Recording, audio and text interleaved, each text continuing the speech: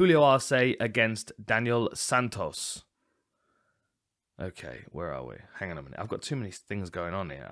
I shouldn't be in charge of so many... You're a technology snob now as well. I shouldn't be in charge of so many different things. Because I don't feel like I'm responsible enough for all this technology. Okay, right. Where are we? So, Julio Arce, somebody we're very familiar with in the UFC. 17-5 is his record. His opponent, Daniel Santos, is 10-1. Making his debut, is he not, Daniel Santos? Yes. He's a bit of a wild man, isn't he? He is very wild. There's a lot of like flying knees into level changes, and like, I mean, it's not like his striking's reckless, but it's wildly aggressive. But that's how he spars too. I remember seeing him while I was training in shoot the box in Sao Paulo, and he would just go crazy in like a normal sparring, just like spinning attacks, like flying knees, elbows, like punches, just wild. And he doesn't really mind getting in the pocket and exchanging. And even if he gets hurt, like he would just continue. Just keep going. Yeah. But he's one of those guys that's like always at the gym. Really? Yeah. He's only had one decision loss, and he's got a lot of stoppages on his record. His second pro win was a spinning elbow. Anaconda chokes, spinning kick to the body. I mean, like he's got 2 spinning back kick finishes on his record. His last fight was an armbar victory on Brave 32. But he has been out for a couple of years. Did you not say he's been in some kind of accident? No, that was... another, okay. One of his training partners that kind of looks like him. Because I'd like to know why he's been out for so long. It looks like he's been matched 3 times. Well, if his last fight was with Brave was having some difficulties with matching people during coronavirus, because a lot of people that fought in Brave were moved to Aries.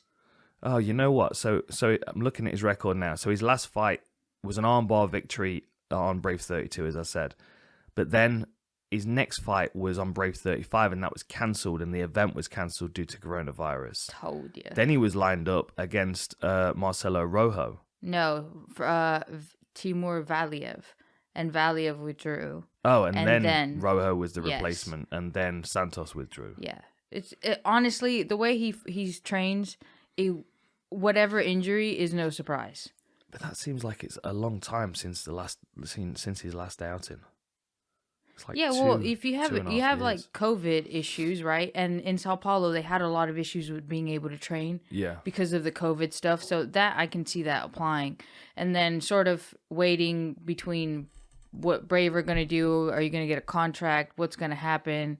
And then having a match rescheduled, and then an injury. I mean, time kind of flies with stuff like this, unfortunately. Yeah.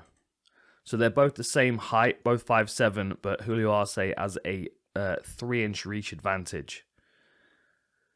Southpaw v Orthodox. Yes. I don't think that makes a difference to Santos, really, does it? He's just going to be wading in regardless. He don't care. No, he doesn't care. What are your thoughts on Arce? I really like Arce. I think he's very intelligent when he fights. He has very good control of like inside the cage, and kind of is less reckless, like focuses a lot on jabs or a throwaway jab or a jab to get you to counter so he can come in with a 1-2, is very aware of that southpaw orthodox game, and he uses, for example, I think it was with Dan Ige that he started to use feints to where Dan was aware of the outside foot game, he then started to make tricks about it. Like, that shows me a lot of fight awareness. And also, I think it was with Ewell. Oh, Ewell. Andre Ewell. Yeah, yes. That was the second round stoppage. That was really nice. And I loved it because he was like pressuring him and using those jabs to draw out his counter shots. And then when he did, it was at a point where I think he like hit him and Ewell. Ewell. Yeah, it reminds me of the Ewok characters in Star Wars. Okay, so anyway, he was just like trying to escape out of the octagon. Who was? Oh, why do you do this to me? Well, because why not? I'm so bad with names. Ewell. Yeah, Yule. So Yeah. Yule was trying to escape, and then he adjusted to the point where he kind of like intersected him to where it brought him closer to him to land that 1-2. And I thought that was beautiful. So I really like watching Julio. Well, like if you look at the run that he's had, so he was on the Contender Series in 2017. He won by second round stoppage. Then his next fight was UFC 220 against Dan Ige, which is a massive, like, here you go, welcome to the UFC. And he won by unanimous decision. Then he rear naked choked Daniel Tamor. Then he picked up a loss against Shaman Moraes. And since that guy came into the UFC, Moraes, I remember researching for his debut, and I thought to myself, this guy's going to be problems for everybody. He's a very skilled, well-rounded individual. I think he lost his first two, or just maybe his first. Let me have a quick look.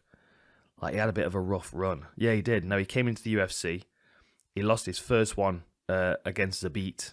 That was it. I remember calling that fight now. And then he won 2, and then he lost 2 and got released. But he's in PFL now, doing very well. But Shaman Moraes is a dangerous individual. Lost to him by split decision. And then his next loss after beating Julian Erosa was a split decision to Dawoodu. So it's like he's like alternating wins and losses in his last 6, but when he's losing, it's like he's losing split decisions to good guys. Yes. And losing by stoppage to Song Yudong people are expecting big things from that kid anyway, and he is a real heavy hitter. And that was a good back and forth first round. I think it's a big ask for Daniel Santos to come in and take on someone like Arce in their first fight in the UFC. It kind of reminded me of, because his teammate Nascimento, when he fought, who's it's one of the Nurmagomedov, I think. Right. You remember that he was like throwing up submissions, like triangle. Tagir, he fought Tagir. Yep. And he was throwing up a lot of submissions and ended up like losing the fight with decision. But that's a tough first opponent. Yeah. You know what I mean? And this is kind of like a similar thing, but in the striking aspect of it. And he's coming in after being out for over 2 years. Yeah. And he's coming in against Julio Arce, who's, obviously coming off a loss, but he's comfortable in the UFC, has experienced good success in the UFC. I mean, he's only been stopped once in the UFC, hasn't he? Yeah. And then was guillotined by Kelleher. His weight class, because he was fighting at featherweight, and then I think he started working with a different nutrition company, and then he dropped down to bantamweight, which was right after his split loss. Oh, okay. So Ewell was his first fight at bantamweight then. Yes. So he's 1-1 at bantamweight now. Yes. But I think like Song is, just because he has that powerful like punch, it's kind of like getting caught. Yeah. In a way. He's a very skilled fighter as well, but that's the point of difference with Song is he has scary power for this division.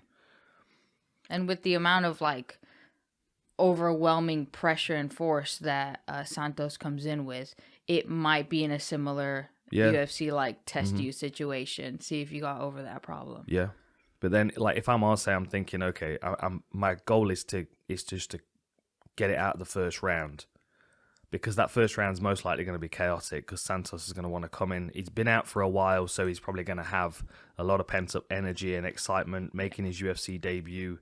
I mean, fighting out a shoot box, and they've got that reputation anyway of being a bit wild.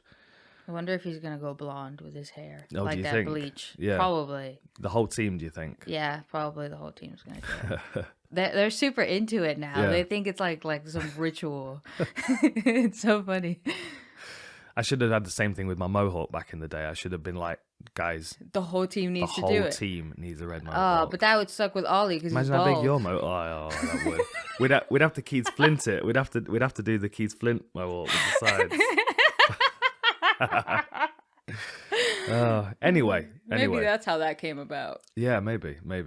So, which way are you going with this? You know what? I'm gonna go with Santos. I knew you were going to go with Santos. Of course you are. Yeah. Okay. I think it's a big step up. I think I'm going to go with Julio Arce. I do think think he's so gonna- as well, but I think he might catch him in the first round, just Well, yeah. like with some wild shit. For sure. But what I'm banking on is that he does catch him in the first round, but Arce is able to survive it and get it into the second, and then he takes over. Yeah. Okay. That's what I think is going to Can I happen. add that into my bet? Like, No. I'm going No, for you've made your Santos. pick. But if No, because you can say that about loads of fights. Like how many fights can you say? Oh yeah, but I'm going to go for Every this guy Derek Lewis as long guy. as it ends in the first round. Yeah. But if it doesn't, then I'll go. My pick changes. Well, I've as soon as the seen, second like, round odds starts, my pick change. goes entirely the opposite No, way. because I've seen when they pull up like betting odds Yeah, well, and you they should go get like, into in-round betting then, shouldn't you? yeah, but I don't really understand it. And you don't want to be awake at 4:00 in the morning. True. Okay, Santos. Okay, Santos. Arce for me. I'm thinking that the UFC veteran's going to do it. There's a lot of experience in advantage as well. Yeah.